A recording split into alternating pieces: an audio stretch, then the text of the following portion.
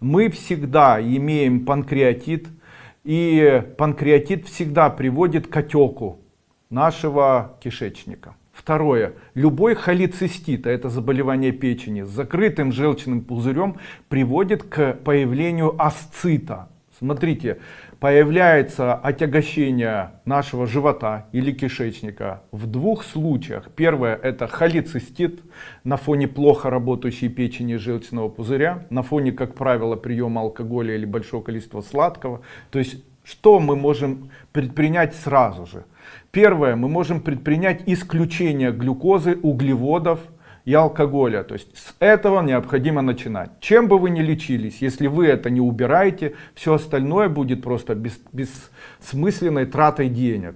Именно поэтому для того, чтобы кишечник не отекал, для того, чтобы не было отека, утяжеления, обвисания и так далее, помните, что углеводы и алкоголь необходимо полностью убрать. То есть их не принимать. Сколько времени? 4 месяца минимум. Второе, начать лечить печень и желчный пузырь. Желчный пузырь чем? Растворить камни, убрать холестерин высокий, поможет препарат Амарум горечи Дуйко. 1 чайная ложка на стакан воды 2 раза в день. Также для печени или расторопша, ну я не продаю, либо мой препарат Тантал, который восстанавливает печень. И переходим к поджелудочной железе. В случае, если у человека холецистит, в случае, если у человека высокий гликемический индекс, в случае, если у человека сахарный диабет 2 типа, по-другому ожирение, то такому человеку необходимо восстанавливать свою поджелудочную железу. Иначе живот будет расти и булькать он будет вечно и так далее. Смотрите, если вы не едите углеводы, живот не вздувается, едите, вздувается. Если человек не ест углеводы, то ему кушать не хочется, ест углеводы, кушать хочется постоянно. Именно поэтому я противник таких углеводов активных, допустим, как там конфетки, печеньки и так далее. Это человек становится наркоманом углеводов, в дальнейшем очень сложно справиться с такой наркоманией, и это очень тяжело перенести все. Избыточный вес в дальнейшем приводит к появлению высокого холестерина, атеросклерозом и так далее. И что можно в этом случае предпринимать? Первое, препарат Асцимид, который уменьшит объем живота. Второй, метиофан, который уберет вздутие кишечника. Панкрисорб, который поможет полечить поджелудочную железу.